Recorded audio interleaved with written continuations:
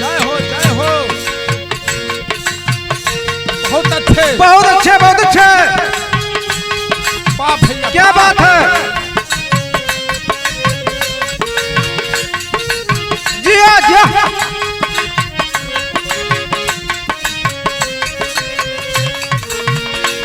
बार master साहब वाह।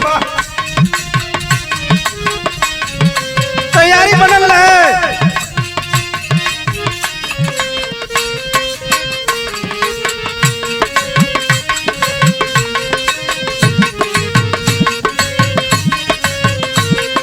सही है।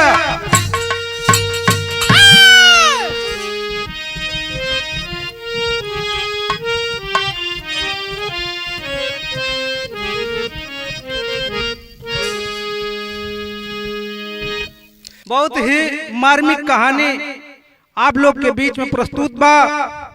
ये कहानी के सुनल जाई, दिल द्रवित हो जाई और लास्ट में ये कहानी में ऐसन मोड़ आई कि जौने के सुनले के बाद रोंगटा खड़ा हो जाई। कैसे मास्टर भूमिका के लाइन में कहना बा।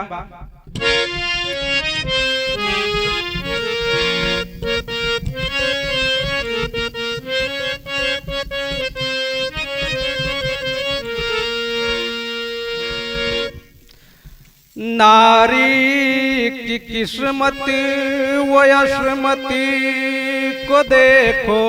वाह वाह। दर्द दामन में ले मुस्कुराती है नारी। बेटी बहू माँ का दर्जा भी मिलता।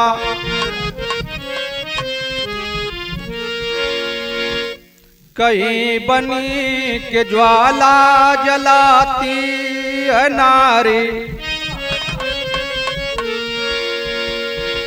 अभागन भी है तो सुहागन भी है। देवी की जैसे पुजाती है नारी। दिनेश आंखों से आंसू यही सोच आता।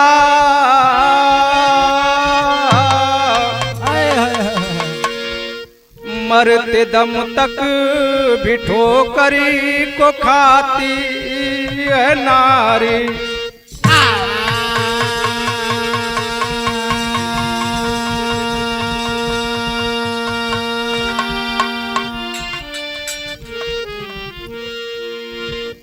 भैया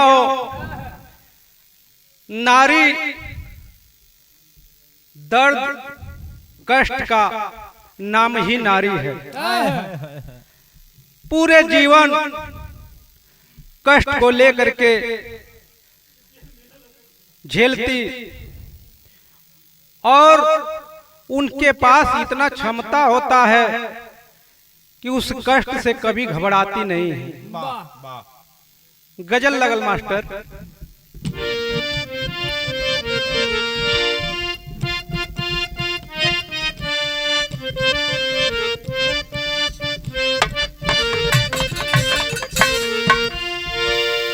महशर में रब के सामने आएगी फातिमा।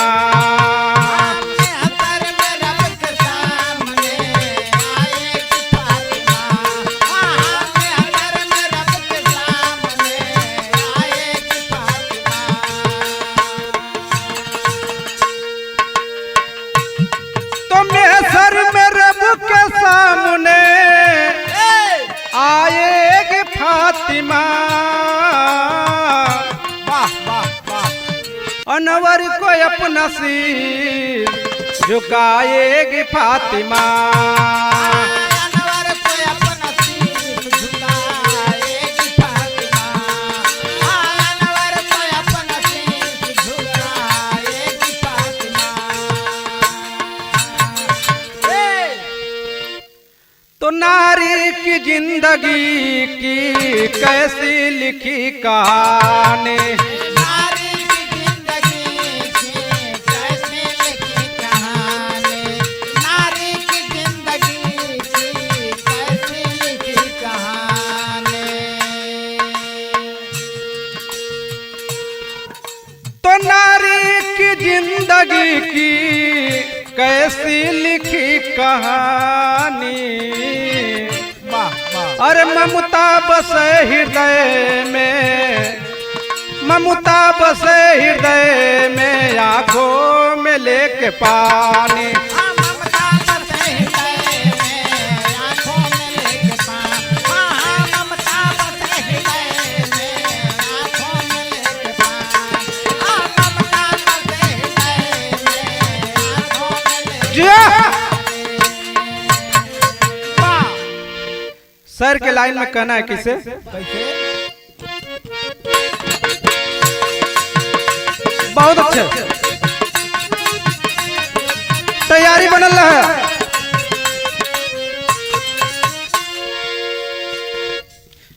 वक्त ने दुनिया अंदर सभी को नचाया है, पापा वक्त ने दुनिया अंदर सभी को नचाया है, समय की मार से कोई न बच न पाया है। पापा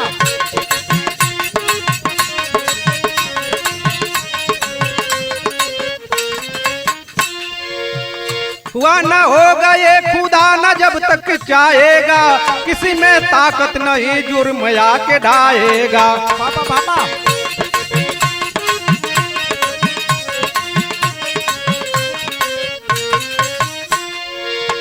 जिला गोंडा में बसा गाँव नो न पार सही, जिला गोंडा में बसा गाँव नो न पार सही, जवाहिर राम का छोटा सा है परिवार वही।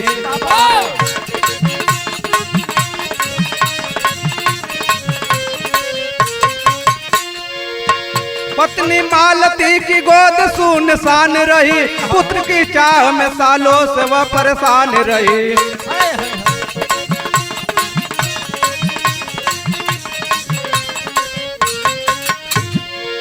समय ने करवट लिया पेट हुआ भारी है, समय ने करवट लिया पेट हुआ भारी है, प्रसव का दिन आया बढ़ गया लाचारी है।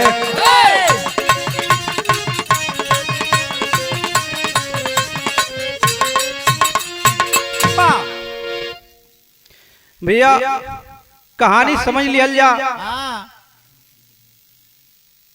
तो विराह समझने में आसान अरे रहे। वाह, क्या बात करें। गोंडा जिला के अंदर हाँ, नोनापर गांव में एक बहुत छोटा सा परिवार,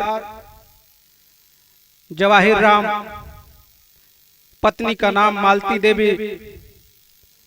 जवाहिर राम के बचपन में ही माँ बाप के सर से छाया उठ गई। गांव के लोग शादी का जब समय आई, मिलजुल के लोग जवाहिर राम का शादी कैलन। शादी भइले के बाद हर व्यक्ति के इच्छा होला कि काहे न कोई संतान हो जा। 10 साल तक ये डॉक्टरी वो डॉक्टरी हाय, हाय, हाय। दवा इलाज करावे, लेकिन सफलता ना मिले। वाह, 10 साल के बाद भगवान सुन लेलन। एक लाइन तर्ज लगल वहां, वाह।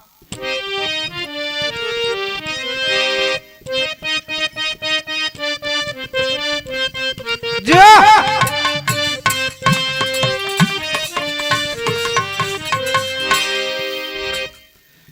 पियवा मिलल बलल मुंगवा, देख के सपनवा ये भौजी।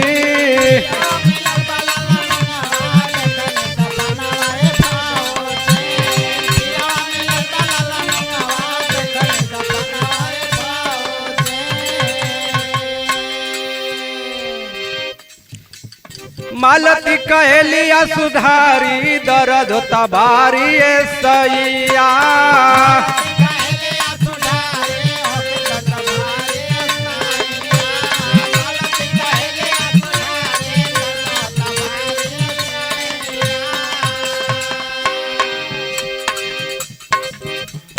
कवनो नरसिया के जाय के बोलवता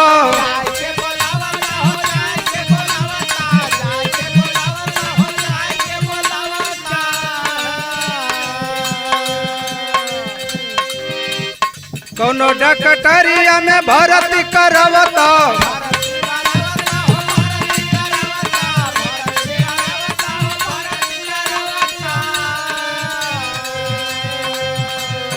सोचले जवाहिर मनवा मारी दर्द होता भारी ए सैया।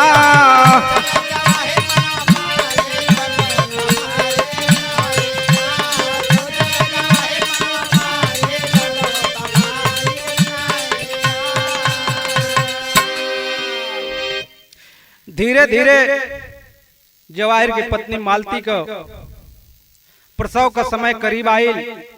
प्रसव के पीड़ा होखे लगल। अपने सैया जवाहिर के बुला करके कहली, हे सैया बहुत ही दर्द होत बा, या तो कोनो नर्स के बुला दा या तो ले चल के हमके कोनो डॉक्टरी में दिखा दा। कैले का जवाहिर का तर्ज लगल।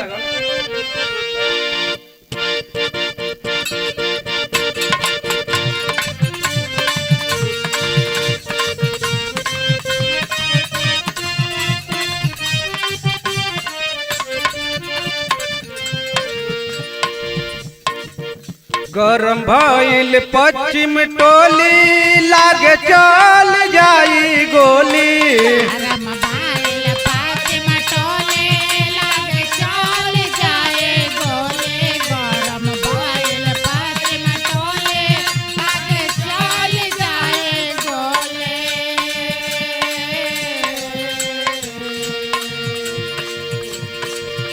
अरे सब केहू जान गइल हमनी के मोहल्ला में। मोहल्ला में मोहल्ला में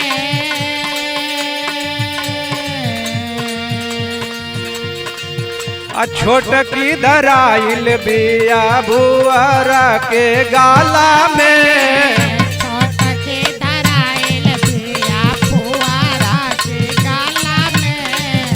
छोटके धराइल बिया फुआरा के गाला में। छोटके धराइल बिया। जवाहिर पत्नी की बात सुन करके तुरंत गाड़ी बुलौलन, लेके हॉस्पिटल गइलन।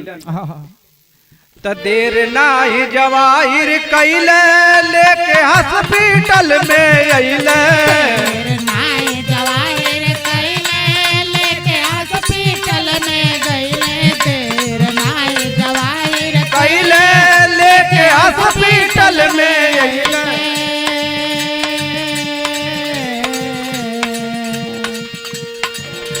त पैदा भइली तनवा से कुमरियाए बाबू।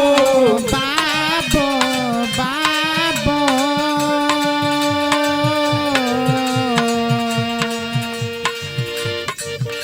अब विधना क घूमल बा नजरियाए बाबू।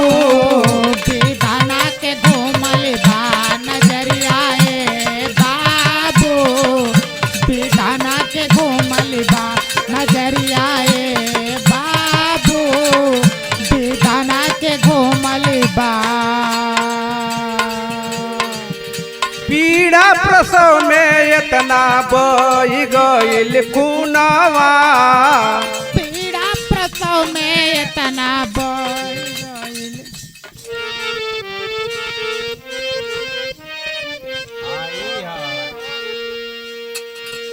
पीड़ा प्रसव में इतना बही गइल खुनावा। पीड़ा प्रसव में इतना बढ़ गइल खूनवा। पीड़ा प्रसव में इतना बढ़ गइल खूनवा। मालती विसार दियली सुतल जहनवा मालती विसार दिहले सुतला जहनवा मालती विसार दिहले सुतला जहनवा रोवे जवाहिर तवने घरियाए बाबू बाबू बाबू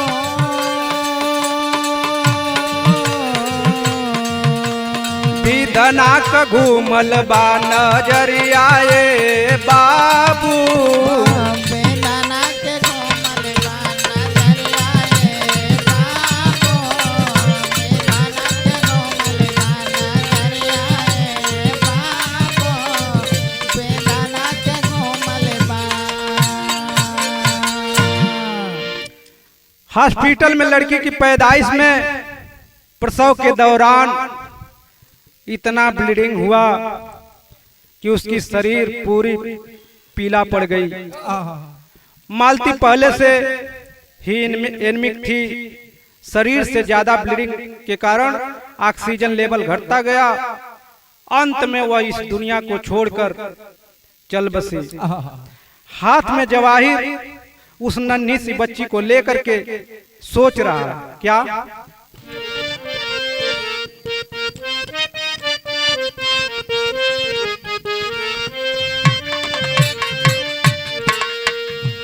तूने अजब रचा भगवान खिलौना माटी का अजब रचा भगवान खिलौना माटी का तूने अजब रचा भगवान खिलौना माटी का माटी का जी माटी का माटी का जी माटी का माटी का जी माटी का तूने अजब रचा भगवान खिलौना माटी का तूने अजब रचा भगवान खिलौना माटी का तूने अजब रचा भगवान खिलौना माटी का इका कैला ये भगवान इका कैला ये भगवान की दुनिया लूट गई का कैलाए भगवान की दुनिया लौट गई का कैलाए भगवान की दुनिया लूट गईल जी लूट गईल लूट गई लगे लूट गए लूट गए लगे लूट गए इका कैला ये भगवान की दुनिया लूट गईल का कैलाए भगवान की दुनिया लौट गई का कैलाए भगवान की दुनिया लौट गई गौवा के लोग समझवल बुझवल गाँव के लोग समझवले बुझवले गाँव के लोग समझवले बुझवले मेहर के अपन जा वही जरवल अपन जावाई जरवले मेरी के अपन जावाई जरवले बिटिया का रखिया ध्यान की दुनिया लूट गए बिटिया का रखिया जान दुनिया लूट गई बिटिया के रखिया जान दुनिया लूट गई बिटिया के रखिया जान दुनिया लूट गई। मालती का जब मरने का समय आया वह उस बच्ची को जवाहिर की गोद में रख करके और कही कि ये सैया ये हमरे जीवन के अनमोल थाती बा ये के संभाल के रखिया सही से पालन पोषण करिया कौनो चीज का कमी न होवे दिया तेरी के लाइन में लिखल के पढ़ल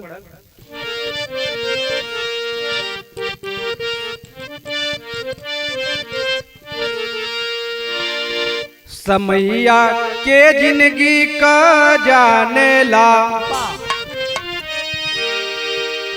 अब समैया के जिंदगी का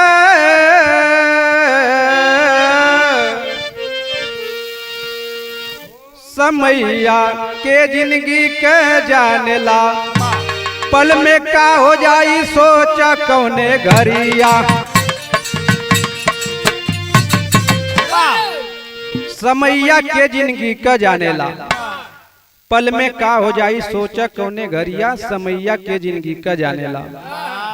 विदेशिया के लाइन में लिखे के पड़ल।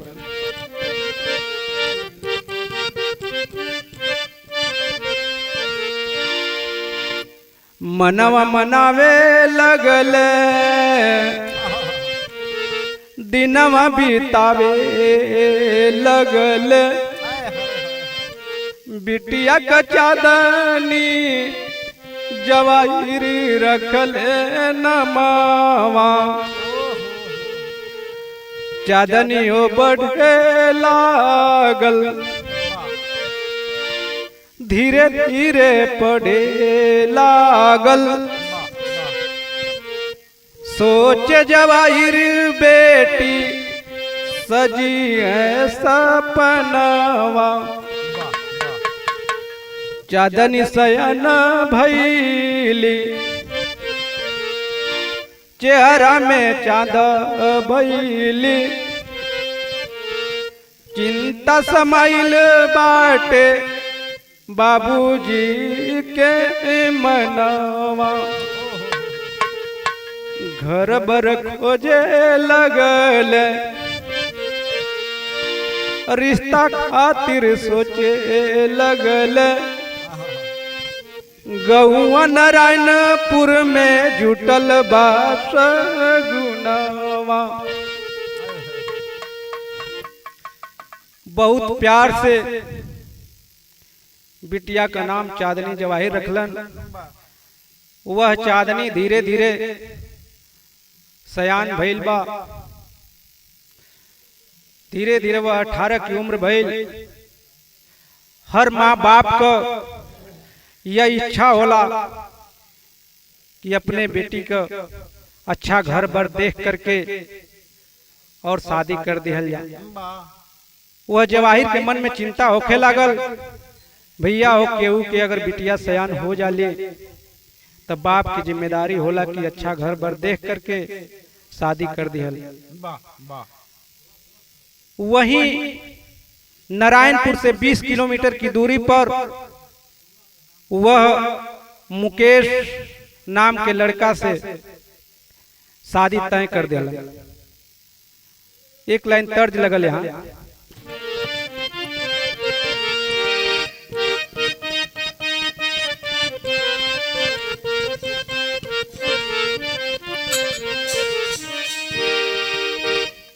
ससुरे से रूसली तीरियावा न हो धैली नैहर के राय।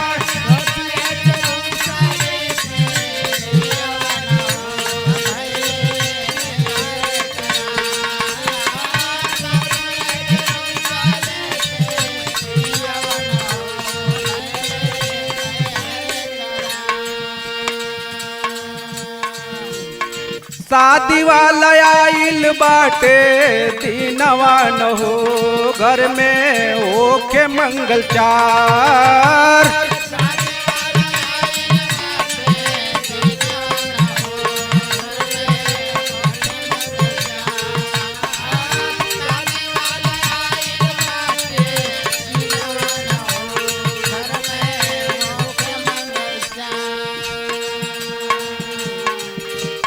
माड़ो छवाइल लागल तन पर हरदिया।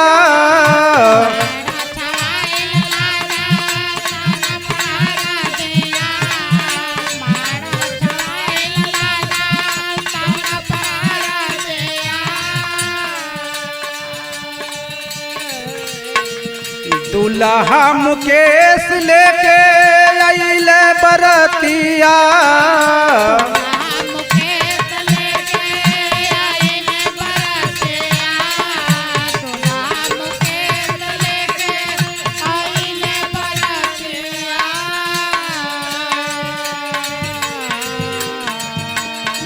दुआरा पर बाजता बजनवान हो घर में होके मंगल चार।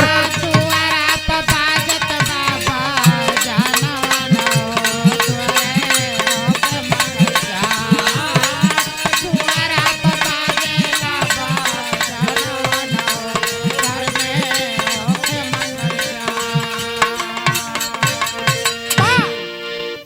बारात दरवाजे पर आइल बा, सहनाई बजत बा, हित नात रिश्तेदार सब बराती की खातिरदारी में लगल बा। द्वार पूजा चालू भइल, तबले एक घटना घटे जात बा। कैसे मास्टर?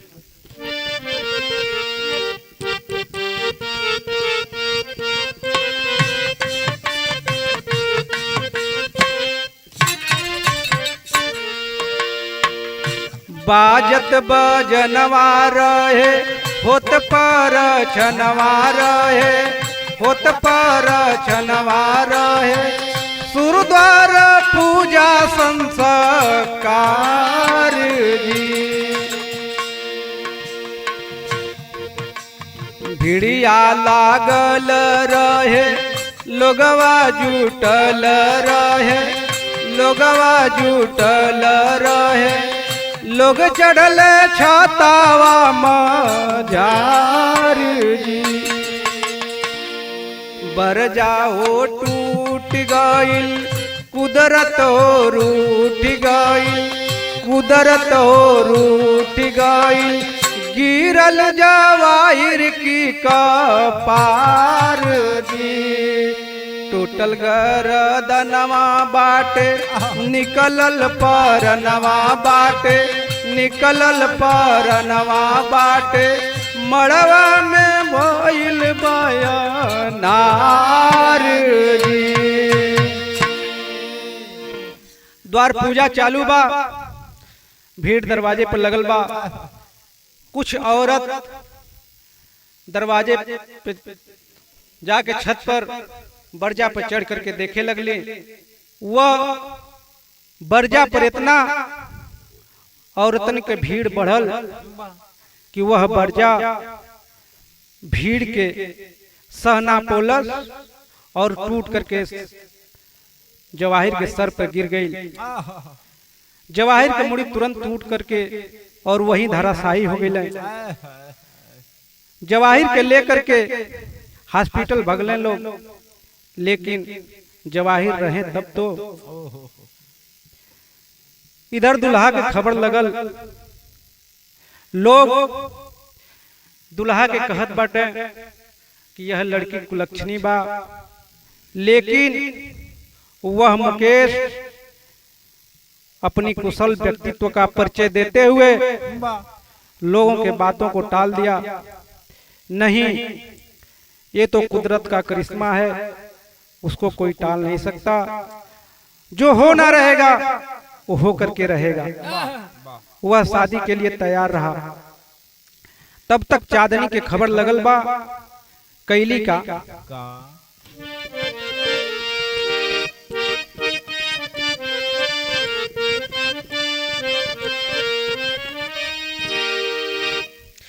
कई दबऊजी, कई दबऊजी भैया जी से, कई दे मोर गवनवारा।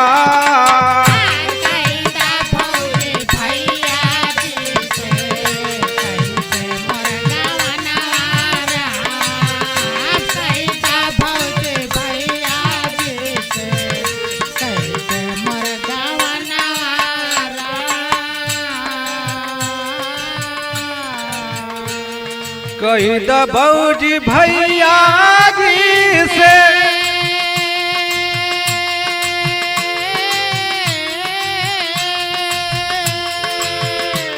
कही दे मर गवनवारा। तू ही गोच जुइयार दी है, तू ही गोच जुइयार दी है, चौकी और बेलनवारा।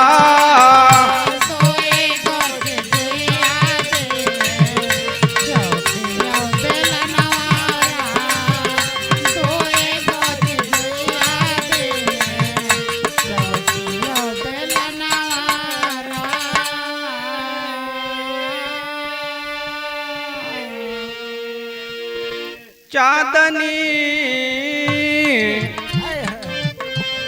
चांदनी हो रोवे लगली तोड़ के कंगनवा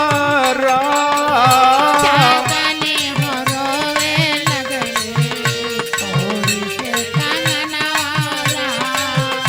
चांदनी हो रोवे लगली तोड़ के कंगनवा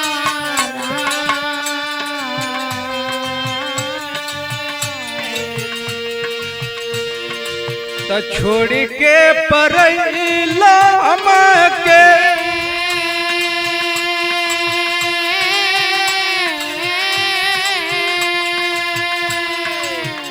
पाप कौन बनावारा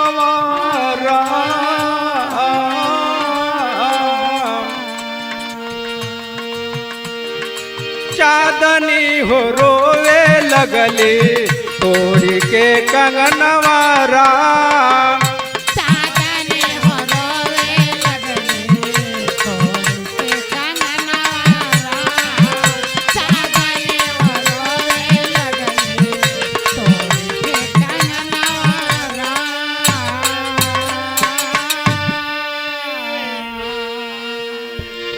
गौवा के लोग कैसो धीरज धरवाले गौवा के लोग कैसा धीरज धरवाले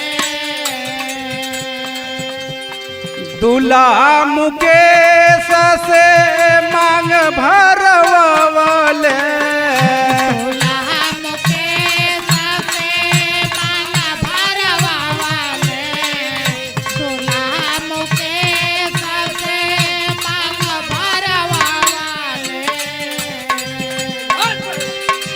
लसिया जरावल गईले लसिया जरावल गईले जाय समसनवारा लसिया जरावल गईले लाय समसनवारा लसिया जरावल गईले लाय समसनवारा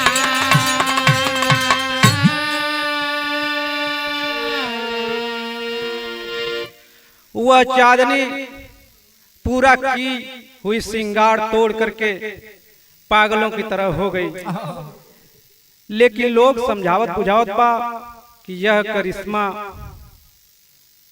होना था, इसलिए इसको कोई रोक नहीं पाएगा। बिटिया तोरे किस्मत में यह लिखल रहल। लोगों ने समझाए और मांग में सिंदूर लगवाए और पूरे गांव के लोग रोते हुए चांदनी के विदाई कैलन और गांव के लोग कहें कि बिटिया तुम्हारे लिए पूरा गांव तुम्हारा नैहर है। जब मन करे किसी के यहाँ आकर रह लेना। रोती हुई चांदनी ससुराल चल दी। चांदनी ससुराल पहुंचल बा। आंगन में दुल्हन के रूप में बैठल बा। तब तक एक और घटना घटल। का मास्टर?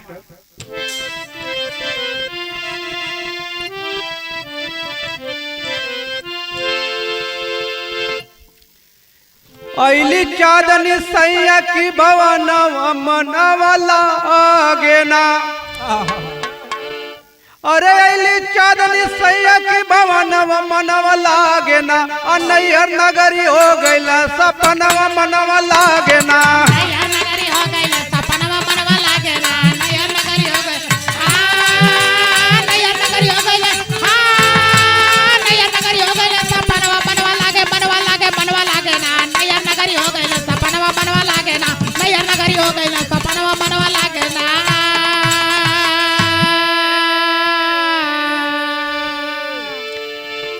घूमत मुकेश रहल घर के पिछवारी हो। कटल बसाप बाबू गेहूं फुफुकारी हो। अरे निकलल बाटे अचक में परनवा मनवा लागेना। कैसन बाट किस्मत के विधान मनवा लागे ना। पेशाब करने के लिए मुकेश घर के पीछे गया, घास फूस था, उसी पर पैर पड़ा और उसी में सांप बैठा था, पैर में डस लिया। मुकेश चिल्लाया, लोग गए, भीड़ जुट गई, मुंह से झाग आने लगी। लोग दवा के लिए जाने की व्यवस्था कर रहे थे, तब तक दम को तोड़ दिया। अब चांदनी सोचत का बा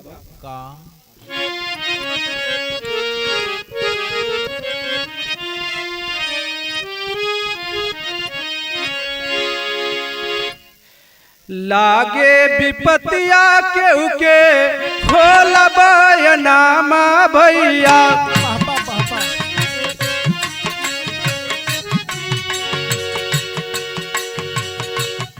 सपना में सुखवा से होला ना दीदार।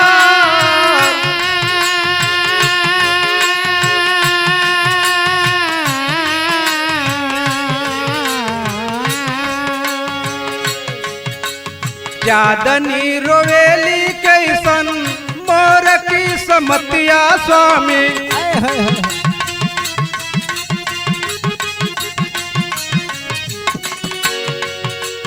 चारों ओर दुनिया में लागला अंधार।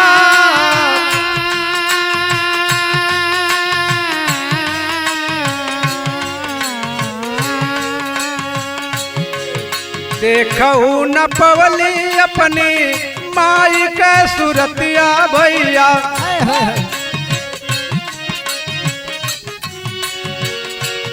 दे दे जन्मवा जननी गैलियो विसार।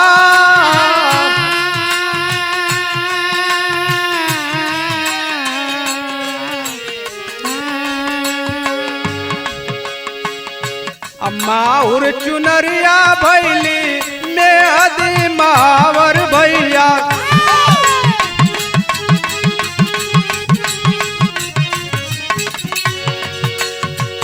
करहू न पवली बाबूजी से नमस्कार।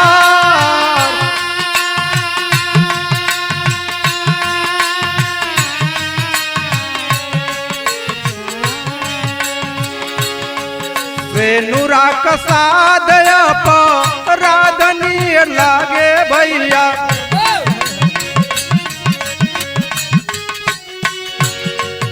मांगिया धोआइल जिंदगी फसल मजेदार।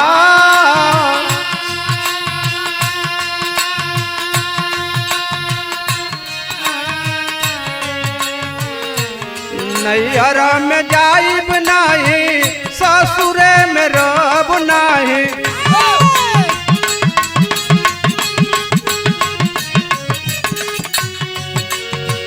मोह माया त्याग अइली मथुरा मझा।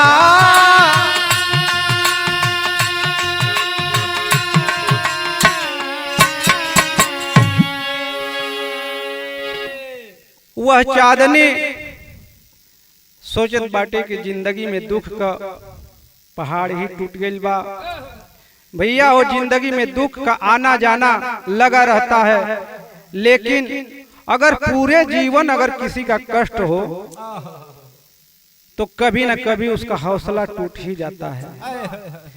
बैठ करके वह चांदनी सोचत बा, कितना अभागिन बाटे, कलंकित बाटे। पैदाइश के समय हमरे कारण माई का जान चल गई।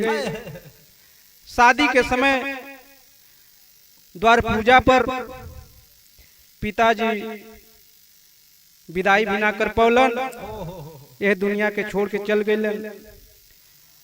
ससुराल अइली, ससुराल में अभी हाथ का मेहंदी ताजी ही बा, टेबलेट से यहाँ छोड़ के चल गए। कौने आधार पर ससुरे में रही या नैहर में के बा। वह बैठ के आंगन में घूघट में सोचत बा। वह चांदनी के पिता के लाश जौने घाट पर जलावल जात रहल, वही नदी में सैया के लाश भी दहवा दिहल गई। वह चांदनी अब सोच लेलस कि दुनिया में केहू बा ना। एक विचार कैलस, जितना उहार रहे, कपड़ा रहलो, ससुराल का सब कुल उतार करके निकल पड़ल। कहाँ गई? कहाँ?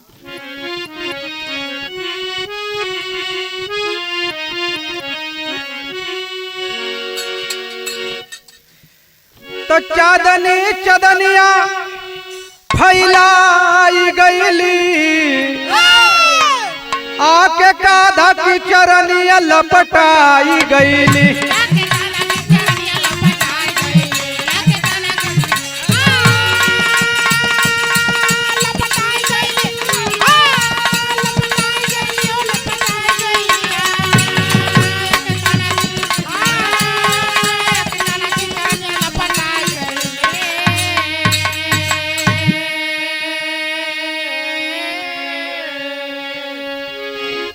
भक्ति भजन में बितावे लगली दिनवा, हरि की सरनिया में करली नमनवा।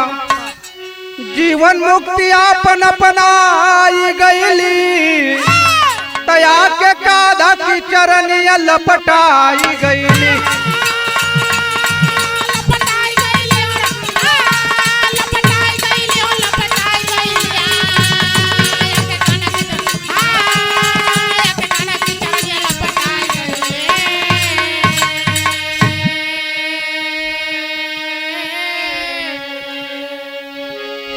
गोंडा जिला से चल करके मथुरा आई और आकर के मथुरा नगरी में कृष्ण जी की मंदिर पर भजन भाव करने लगी, जिंदगी बिताने लगी।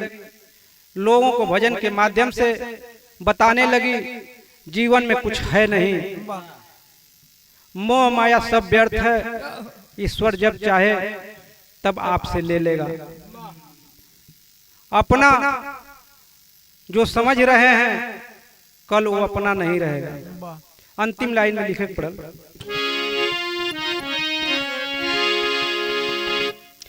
कुसुम पराग स्वामी गुरजद्दू जीवन की गजब कहानी। कविता लिखते कवि दिनेश आंखों में भर के पानी।